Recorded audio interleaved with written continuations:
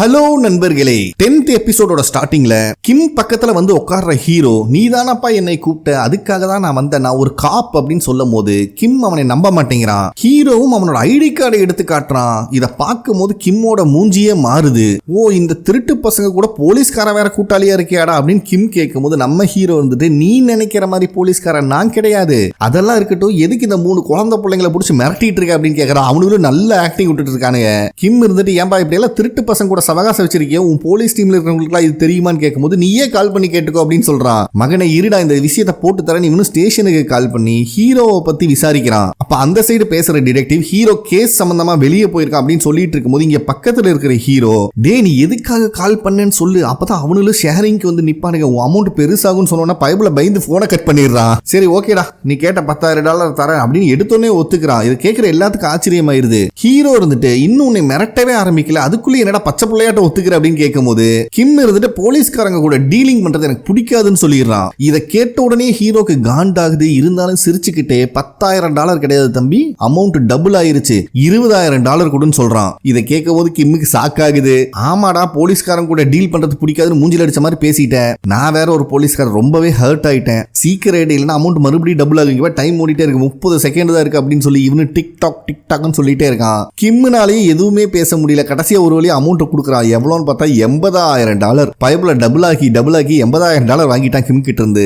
இவ்வளவு பணத்தை வாங்கினவன், நாளைக்கு உனக்கு ஏதாவது ஹெல்ப்னா எனக்கு கூப்பிடு, கொஞ்சம் கமிஷன் தந்தா போதும், எந்த மாதிரி பிரச்சனையா இருந்தாலும் முடிச்சு கொடுத்துட்றான் அப்படின்னு சொல்றான். சோ ஆல்ரெடி இவனுக்கு பிளான் போட்டபடி கிம்மோட நம்பிக்கையான ஆளா ஹீரோ மாறணும். அதுக்காக தான் தன்னைத்தானே கரப்டட் காப்பா காமிச்சுக்கிறான். கிம்மும் சிரிச்சுக்கிட்டே அங்கிருந்து கிளம்பி போயிடுறான். அதுக்கப்புறம் இவனுக்குனே சொல்லி வச்ச மாதிரி ஒரு டாக்டர் இருக்கானே, அதாவது செகண்ட் ஹீரோ திருடிட்டு வர பொருளை அவனை யூஸ் பண்ணி தானே விற்பான். சோ அவங்கிட்ட இவங்க 3 பேர்த்தையும் கூப்பிட்டு வந்து அடிப்பட்ட இடத்துக்கு மருந்து போட்டுட்டு இருக்கான். அப்ப அவனுக்கு, பாஸ் இவ்வளவு பணத்தை வச்சு என்ன பண்றது, நம்மள பிரிச்சுக்கலாமான்னு கேட்ட உடனே ஹீரோ 3 பேர்த்தையும் ஒரு இடத்துக்கு கூப்பிட்டு வரான். அங்க ஏதோ டொனேஷன்ல கலெக்ட் பண்ணிட்டு இருக்காங்களாட்டு இருக்கு. மொத்த பணத்தையும் அங்க கொடுக்க சொல்லிடுறான். இவனுக்குலாம் மூஞ்சியே இல்ல, உயிரை பணைய வச்சு காரு முன்னாடி உளுந்தெல்லாம் சம்பாதிச்சிருக்கோம் அப்படின்னு இவனுக்குள்ளேயே புலம்பிட்டு இருக்கானுங்க.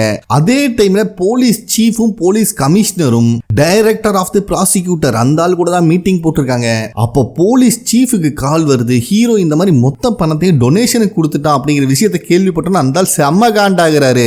இந்த விஷயம் டைரக்டர் காதுக்கும் போகுது. அப்ப அந்த டைரக்டர் வந்துட்டு, நான் ஏன் இவ்வளவு பணம் சம்பாதிக்கிறேன்னு தெரியுமா, நான் லக்ஸரியான வாழ்க்கை வாழணும், அப்பதான் என்னை சுத்தி இருக்கிறவங்களுக்கும் நல்ல லைஃப் என்னால கொடுக்க முடியும் அப்படின்னு டைலாக் விட்டுட்டு இவரு சாப்பிட்டுட்டு இருந்த பிளேட்ல இருந்து நல்ல பீஸா எடுத்து அந்த 2 போலீஸ்காரங்களுக்கு ஏதோ பெட்ட அனிமலுக்கு போடுற மாதிரி போட்டுட்டு இருக்காரு. அதுக்கப்புறம் அந்த போலீஸ்காரங்க கிட்ட, ஹீரோ கூட எனக்கு ஒரு மீட்டிங் கண்டக்ட் பண்ணு, அவனோட கேரக்டர் ரொம்ப வித்தியாசமா இருக்குன்னு இம்ப்ரெஸ் பண்றான், அவனுக்கும் கொடுக்க வேண்டியதை கொடுத்தா நம்ம வழிக்கு வந்துருவான் அப்படின்னு சொல்லிட்டு இருக்காரு. நெக்ஸ்ட் டே ஹீரோ ஸ்டேஷனுக்கு வரும்போது ஹீரோவோட கேப்டன் இருந்துட்டு, தம்பி விஷயத்தை கேள்விப்பட்டியா, ப்ராசிக்யூட்டர் டைரக்டர் மிஸ்டர் ஜங்கு உன்னை சாப்பிட்றதுக்காக இன்வைட் பண்ணிருக்காராமா அப்படின்னு சொல்றாரு. இதை கேட்கும் போது உள்ள இருக்கிற செகண்ட் ஹீரோக்கு ஆச்சரியமா இருக்கு, என்ன எதுக்கு சாப்பிட்றதுக்காக கூப்பிடணும் அப்படின்னு சொல்லிடுறான். கேப்டனுக்கு செம கோவம் வந்துருது. அட லூசு பயலே, நானு அதுக்கப்புறம் பழைய பார்ட்னர் ஜோ, இவங்க 2 பேர்த்தையும் தவிர உனக்கு ரொம்ப பிடிச்சது அந்த டைரக்டர் தான்டா, அது மட்டும் இல்லாம ஆல்ரெடி அவரும் கிரைம் யூனிட்ல ஒர்க் பண்ணவர் தான், சோ ஒழுங்கு மரியாதையா நீட்டா ட்ரெஸ் பண்ணிட்டு போய் அட்டன் பண்ண, அவர்கிட்ட நல்ல பேர் வாங்குற வழிய பாரு அப்படின்னு சொல்றாரு.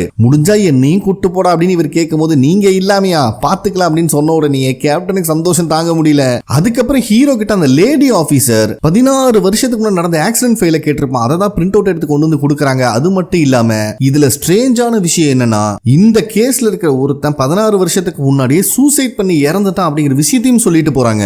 அப்ப கரெக்டா ஹீரோவோட பார்ட்னர் சங்கு வந்து, நீங்க சொன்ன மாதிரியே நான் கேப்டன் கிட்ட சீக்கிரட்டா கிம்ம பத்தி சொல்லிட்டேன், அவர் எப்ப வேணா அவனை அரெஸ்ட் பண்றதுக்கு பர்மிஷன் கொடுக்கலாம் அப்படிங்கிற விஷயத்த சொல்றான். சரி ஓகே, நெக்ஸ்ட் என்ன ஸ்டெப் எடுக்க போறீங்க அப்படின்னு கேட்கும்போது ஹீரோ இருந்துட்டு, அவனுக்கு நம்பிக்கையானவன் பணத்தை ஆட்டை போட்டு ஆல்ரெடி எஸ்கேப் ஆயிட்டான், இப்பத்துக்கு அவங்ககிட்ட பணமும் கம்மியா இருக்கும், அதே நேரத்தில் போலீஸும் அந்த கேஸ் இன்வெஸ்டிகேட் பண்ணிட்டு இருக்காங்க. சோ இப்போ அவன் எடுக்கிற முடிவு ஒன்னே ஒன்னாதான் இருக்கும், மறுபடியும் பெருசா ஒரு சம்பவம் பண்ணிட்டு இந்த கண்ட்ரி விட்டு போலான்னு தான் அவன் எதிர்பார்ப்பான், அதை தான் நம்ம தடுக்கணும் அப்படின்னு சொல்றான். அதுக்கப்புறம் ஹீரோ அந்த கேங்ஸ்டரை மீட் பண்ணி, இந்த கிம்ம பிடிக்கிறதுக்கு நம்மளுக்கு இன்னொரு ஆள் தேவைப்படுறாங்க, அது பார்க்க பாக்குறதுக்கு ஸ்கூல் பொண்ணு மாதிரியும் இருக்கணும், ரொம்ப திறமையான ஆளாவும் இருக்கணும். அந்த மாதிரி யாராவது இருக்காங்களான்னு கேட்டுட்டு இருக்கும் போதே அடிச்சு புடிச்சு ஹீரோயின் அங்க வரா. நான் அந்த ரோலை பண்றேன், தயவு செஞ்சு என்னை பண்ண விடு அப்படின்னு. நம்ம ஹீரோக்கா சரியான கடுப்பாகுது. ஹீரோயினை தனியா கூப்பிட்டு வந்து இதெல்லாம் உனக்கு செட் ஆகாதுமா, இது ரொம்ப டேஞ்சரான ஆபரேஷன், தயவு செஞ்சு நான் சொல்றத புரிஞ்சுக்கோ அப்படின்னு எத்தனையோ சொல்ல ட்ரை பண்றா. பட் ஹீரோயின் அது தப்பா எடுத்துக்கிறா. ஓ, பாக்குறதுக்கு நான் ஸ்கூல் பொண்ணு மாதிரி இருக்க மாட்டேன், அதுதான் உங்களுக்கு கவலையா தெரியுது.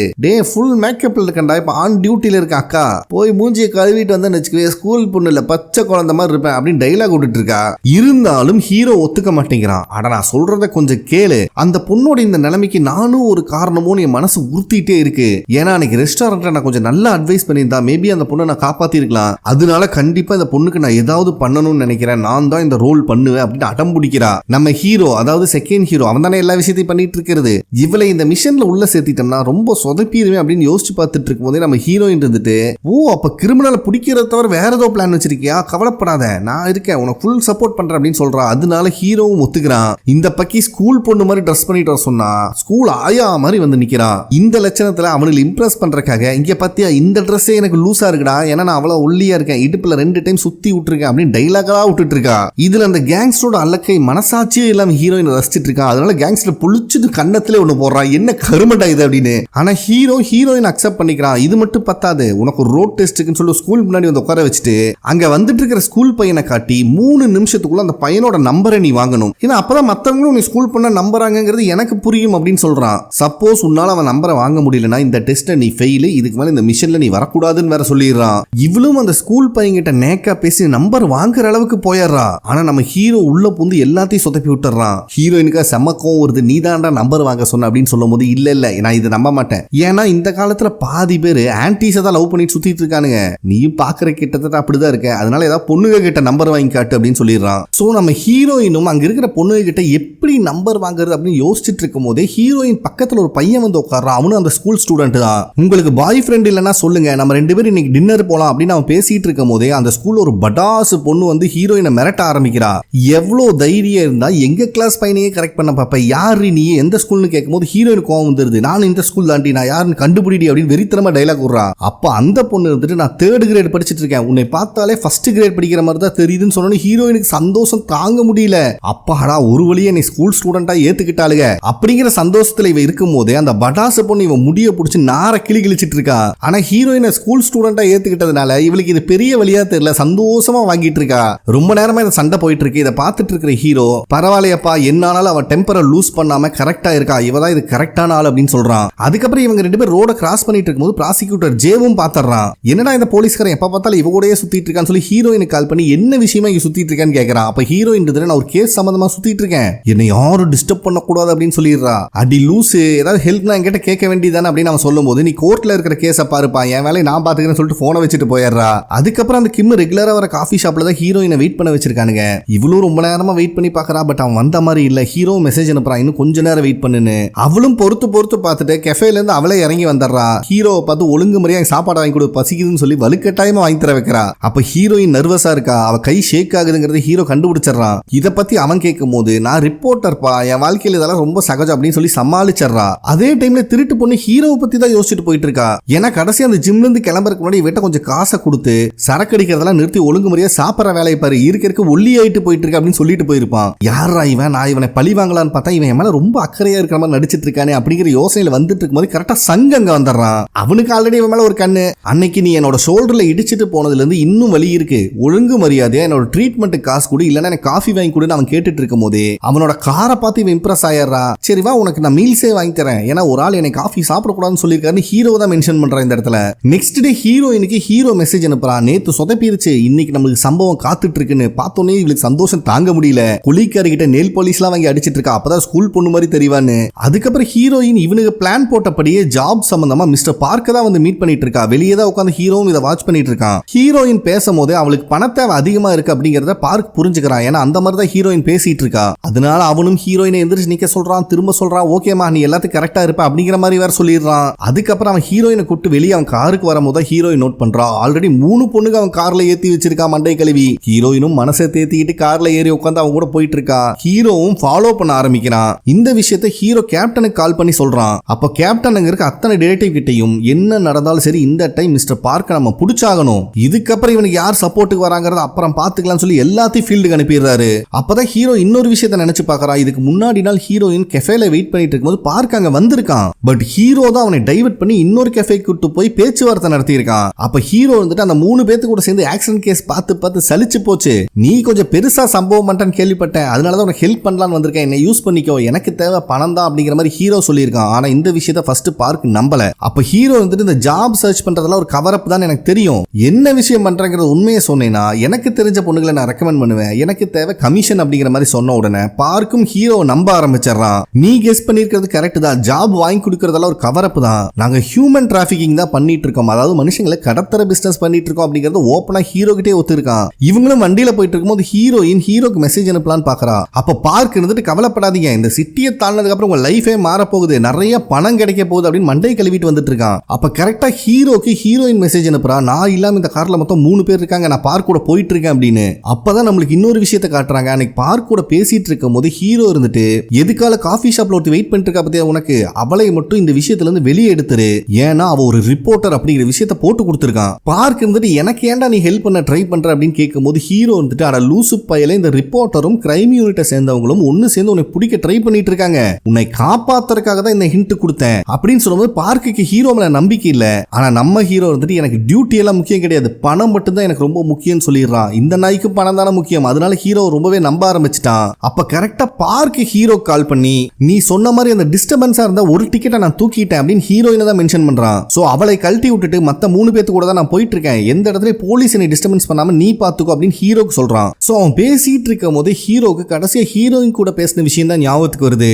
நீ என்னை நம்பறியா அப்படின்னு ஹீரோயின் இவன் கேட்டிருப்பான். ஹீரோயினும் கண்டிப்பா என் லைஃப் முடிகிற வரைக்கும் நான் உன்னை நம்புவேன் அப்படின்னு சொல்லியிருக்கா. ஏன்னா இதுல ஹீரோ கோல்மால் பண்ண போறாங்கிறது அவனுக்கு முதல்ல தெரிஞ்சிருக்கு. ஏமா அளவுக்கு அதிகமான நம்பிக்கைலாம் வைக்க வேண்டாம், நீ டிசப்பாயிண்ட் ஆகிறதுக்கும் சான்சஸ் இருக்கு அப்படின்னு நீ ஹிண்ட் கொடுக்கும் போது நீ ஏன்டா இப்படி பேசுற அப்படின்னு ஹீரோயின் கேட்கறா. அதுக்கு ஹீரோ இருந்துட்டு எப்பவுமே கூட இருக்கிறவங்க மேல நம்பிக்கை வைக்கிறத விட அந்த சிச்சுவேஷன் மேல நம்பிக்கை வை, ஏன்னா ஒரு சிச்சுவேஷனை ஃபேஸ் பண்ணும் போது தான் அதுல என்ன இருக்குங்கிறது உனக்கு தெரிய வரும் அப்படின்னு சொல்லியிருக்கான். சோ ஹீரோவும் வண்டியில போயிட்டே இருக்கும்போது பக்கத்துல ஒரு கவர் இருக்கிறத பாக்குறான். அப்ப ஹீரோயின் பேரை சொல்லி நான் உங்ககிட்ட சில விஷயத்த சொல்லல, ஆனா இங்க நடக்கிற எல்லா விஷயத்துக்கு கூட நான் கனெக்ட் ஆயிருக்கேன், அதாவது மிஸ்டர் பார்க் கூட, அப்புறம் டிடெக்டிவ் அதாவது ஹீரோ கூட, அதுக்கப்புறம் இப்போ உன் கூட 3 பேத்து கூட நான் கனெக்ட் ஆயிருக்கேன், என்னை சுத்தி என்ன நடக்குதுன்னு எனக்கே தெரியல அப்படின்னு சொல்லிட்டு போயிட்டு இருக்கான். இப்போ நம்மளுக்கு பார்க்க தான் காட்டுறாங்க, அவன் கார்ல இருக்கிற 3 பொண்ணுகளும் அன்கான்சியஸ்ல கிடக்குறாங்க, அதனால சந்தோஷமா வண்டி ஓட்டிட்டு போயிட்டு இருக்கான். அப்ப கரெக்டா ஹீரோக்கு ஹீரோயின் மொபைல்ல இருந்து மெசேஜ் வருது, அந்த பார்க் லூசு பையன் என்னை நடுவுலயே இறக்கி விட்டுட்டு போயிட்டா, நீ எங்கடா இருக்க அப்படின்னு. இத பார்த்த உடனே ஹீரோக்கு சந்தோஷமாயிருது, ஒரு வழியா ஹீரோயின் சேஃப் ஆயிட்டா அப்படின்னு.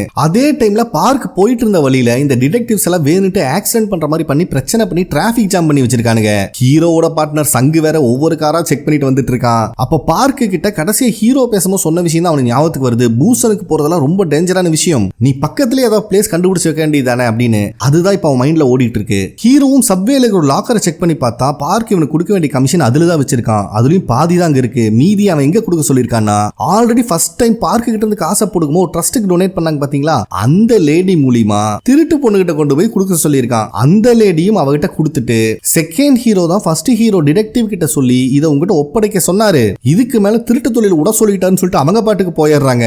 இவளுக்கு என்ன பேசுறதுனே தெரியல. அந்த பேக்கை ஓபன் பண்ணி பார்த்தா உள்ள ஃபுல்லா பணமா இருக்கு. ஹீரோவும் ஒரு சூட்கேஸோட நடந்து வந்துட்டு இருக்கும் போது தான் இன்னொரு விஷயத்தை நினைச்சு பார்க்கறான். ஏன்னா லேடி ஆபீசர் 16 வருஷத்துக்கு முன்னாடி நடந்த கேஸ் ஃபைல கொடுக்கும் போது அந்த கேஸ்ல இருந்த விட்னஸ் மட்டும் இல்லாம இதை என்கொயரி பண்ண ஒரு டிடெக்டிவும் சூசைட் பண்ண இறந்திருக்காரு அப்படின்னு சொல்லியிருக்காங்க. சோ அதை தான் இப்ப யோசிச்சு பார்க்கறான். ஏன்னா சின்ன வயசுல அந்த டிடெக்டிவ் கிட்ட தான் செகண்ட் ஹீரோ கெஞ்சி இருப்பான், எங்க அப்பா மேல பழி போட்டிருக்காங்க, தயவு செஞ்சு இதுல இருந்து காப்பாத்துங்க அப்படின்னு. சோ ஃபால்ஸா ஒரு விட்னஸையும் ரெடி பண்ணி இவங்க அப்பாவை தான் அக்யூஸ்ட் ஆக்கியிருக்காங்க. அந்த கேஸை கவர் அப் பண்ண டிடெக்டிவும் இப்ப உயிரோட இல்ல. இது எதுவுமே கோஇன்சிடென்ட் மாதிரி தெரியலையே. சரி அது ஹீரோவோட பிரச்சனை, அவன் டீல் பண்ணிக்கிட்டோம், இப்பத்துக்கு நான் என்னோட பாடிக்கு ரிட்டர்ன் போகணும், எனக்கு அதுதான் முக்கியம் அப்படின்னு நினைச்சு பார்த்துட்டு அங்க இருக்க கண்ணாடியை பார்த்து பேசிட்டு இருக்கான் ஹீரோ கூட பேசுற மாதிரி. என்ன தம்பி என்ன கேவலமா பார்த்துட்டு இருக்க, இதுதான் என்னோட ஸ்டைல், உன் பேரை கெடுக்கணும் தான் நான் இதெல்லாம் பண்றேன், இப்ப நான் திருடன் கிடையாதுடா நீ தான் திருடன் அப்படின்னு சொல்லிட்டு இருக்கும் போதே பார்க்கு கிட்ட இருந்து என் போனுக்கு கால் வருது. என்ன தம்பி என்னையவே ஏமாத்திய முதுகுல குத்தலான்னு பாக்குறியா, ஆனா ஏமாந்தது நான் கிடையாதுடா நீ தான் அப்படின்னு சொல்றான். பார்த்தா நடந்த விஷயத்தை இப்பதான் நம்மளுக்கு காட்டுறாங்க. பயபுள்ள ஹீரோயினை இறக்கி விடவே கிடையாது, ஏதோ ஆள் இல்லாத ஒரு இடத்துல ஹீரோயினை கட்டி போட்டு அவன் மொபைல்ல இருந்து மெசேஜ் அனுப்புனதே இந்த பார்க் தான். பயபுள்ள செமத்தில்லாலங்கடியா இருக்கான். இது நடந்துட்டு இருக்கும் போது இப்பதான் ஹீரோயின் லைட்டா கண்ணை முழிக்கிற மாதிரி நம்மளுக்கு காட்டுறாங்க. அவளுக்கும் எங்க இருக்கும்னு தெரியல, கை கால கட்டி போட்டிருக்கு, அவளும் அதுல தப்பிக்க ட்ரை பண்ணிட்டு இருக்கா. அதே நேரத்துல நம்ம ஹீரோ கடைசியா ஹீரோயின் கேட்டிருப்பான் பாத்தீங்களா, என்ன எந்த அளவுக்கு நம்புற போறேன் அப்படின்னு, அவளும் என் லைஃப் முடிகிற வரைக்கும் நான் கண்டிப்பா உன்னை நம்புவேன்னு சொல்லியிருக்கா. அதை நினைச்சு பார்த்துட்டு அரக்க பறக்க ஓடி வந்துட்டு இருக்கான். இந்த இடத்துல இந்த எபிசோட் கம்ப்ளீட் ஆகுது. ஓகே ஃப்ரெண்ட்ஸ், கண்டிப்பா உங்களுக்கு பிடிச்சிருக்கும் நம்புறேன். நெக்ஸ்ட் எபிசோட்ல மீட் பண்ணலாம். நன்றி.